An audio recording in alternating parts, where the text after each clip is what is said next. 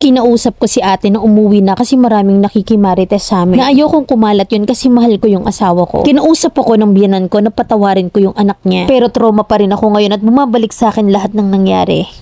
Panahon ng pandemic nang makilala ko yung asawa ko at kapatid siya ng best friend ko. Noong 2 taon na kaming kasal ng asawa ko, umalis siya ng 1:00 ng madaling araw para mag-deliver ng baka sa bayan at sinalisihan ako ng kapatid niyang lalaki. Siya rin ang asawa ng best friend ko. Yes po, magkapatid yung asawa namin. Na para bang pinagplanuhan ng bayaw ko yung gabing yon. Sinakto niya na wala yung asawa ko. Tulog na ako ng mga oras na yun at biglang may tumabi sa akin na lalaki. Pinatay nito yung ilaw at ang buong akala ko yung asawa ko siya. Na kasi pinapatay ng asawa ko yung ilaw kapag 5 AM na at madilim pa ng mga oras na yon. Napansin ko na may yumakap sa akin at ang akala ko talaga'y asawa ko siya. Nung yumakap ako, napansin ko na parang iba to. Umibabaw siya sa akin at inalis niya agad yung short niya. Halos nahawakan niyang lahat ng part ng katawan ko at hinahalikan pa ako ng mga oras na yon. Na sa pagkakaakala ko'y asawa ko siya. Hanggang sa tinanong ko siya na, "Baby, ikaw ba to?" Tumugon lang siya ng napakahina. At dahil hindi ko makita yung mukha niya sa dilim ng paligid, nabuti na lang bago niya naipasok ang ari niya, naalala ko na may cellphone ako sa tagiliran ko. Agad ko tong dinampot at inilawan ko yung mukha niya. Doon ko na-confirm na hindi ang asawa ko ang katabi ko, kundi ang bayaw ko. Nasa sobrang takot ko, sinipa ko siya. Nasabi ko umalis siya na habang ako'y umiiyak. Pero ang sabi niya sa akin, "Sige na, isa lang, walang makakaalam." Tinampal ko siya sa sobrang takot at galit na nararamdaman kong yon. Na halos hindi ako nakatulog ng araw na yun. Na ibinili niya pa na wag ko daw iparating sa kuya niya. Iyak ako ng iyak hanggang sa dumating na yung asawa ko pero hindi ko alam kung paano ko to sasabihin. Nahinayaan ko na muna siyang matulog. At nung nakita ko na naglalaba yung binan kong babae sa gripo, kinausap ko siya sa nangyari kagabi. Nasabi ko muntik na akong gahasain ng anak niya pero imbis na tulungan niya ako, ay tinuruan niya pa ako na wag ko daw sabihin sa asawa ko ang nangyari. At kung sasabihin ko man daw ay ganito yung sabihin ko. Napapasok pa lang daw ng kwarto yung bayaw ko nang makita ko. Na ganun lang daw yung sabihin kong nangyari. Sobra akong nadurog nang sabihin niya yon sa akin na para bang ganun lang yon. Namuntik na akong gahasain ng anak niya tapos ganun lang na parang baliwalain ko lang daw. Nandi ko makita yung worth ko dito sa lugar namin, itinawagan ko yung ate ko. Kinabukasan ay dumating dito yung ate kong dalawa at hindi ko na napigilan yung luha ko. Agad akong pinapasok sa sasakyan at pinigilan pa ako ng biyanan ko na wag muna akong sumama. Na para hindi ko makwento ang nangyari sa akin. Habang nasa daan kami pa uwi sa bahay namin, tinanong nila sa akin kung anong nangyari. Natatakot ako na sabihin kasi baka mag-away-away sila. Hanggang sa pinili ko pa rin ikwento ang lahat ng nangyaring yon sa amin ng bayaw ko. Sinabi ko na pinasok ako ng bayaw ko at kung hindi ko pa nailawan yung mukha niya, ay baka nakapasok yung batuta niya sa akin. Sa sobrang galit ng ate ko, sa narinig niya ay pinipilit niya kaming bumalik sa bahay namin para sabihin niya ang totoong nangyari na hindi ko talaga masabi sa asawa ko. Pati na rin sa best friend ko, nabilas ko kasi iniisip ko yung gulong mangyayari. Nung makarating na kami ng bahay, umalis yung ate ko at bumalik sa bahay ng mga biyanan ko. Ang nadatnan niya doon, yung best friend ko na naglalaba, nabuntis pa ng mga panahong yon, na wala rin kaalam-alam sa ginawa ng asawa niya sa akin ng gabing yon. Tumawag sa akin ng biyanan ko at gulong-gulo sila sa side ng asawa ko kasi nagwawala daw doon yung ate ko. Bumalik ako doon at tinawag ko yung ate ko at ang sabi ko sa kanya, umuwi na kami kasi marami nakikimarites sa amin ng mga kapitbahay. Na ayaw ko nang kumalat to kasi mahal ko yung asawa ko at ayaw ko rin ng gano'n na isipin ng ibang tao. Iisip ko pa rin ang kahihiyan ng pamilya kahit na nga ako yung biktima. Makalipas ang ilang oras ay nagbibigti na yung bayaw ko. Na kasi sobra daw siyang nahihiya sa amin sa kuya niya sa mga ginawa niya sa akin. Na kung hindi pa nakita ng asawa niya ay baka patay na rin to. Habang umiiyak ako sa kwarto ng biyanan ko, kinausap ako at ang sabi niya ipatawarin ko na raw yung anak niya. Na para daw hindi na to magbigti. Na ngayon ay trauma pa rin sa akin sa mga lalaki. Kapag may tumatabi sa akin ay feeling ko mamanyakin ako. Pag nagsisiping kami ng asawa ko, parang nakikita ko yung kapatid niya na parang bumabalik sa akin ang lahat ng nangyari. Na kahit na nga sobrang sakit ay ginawa ko yon. Mami, lenta nga ba ako? Sana po maayos niyong ma-deliver yung kwento ko. Letter sender, Samantha.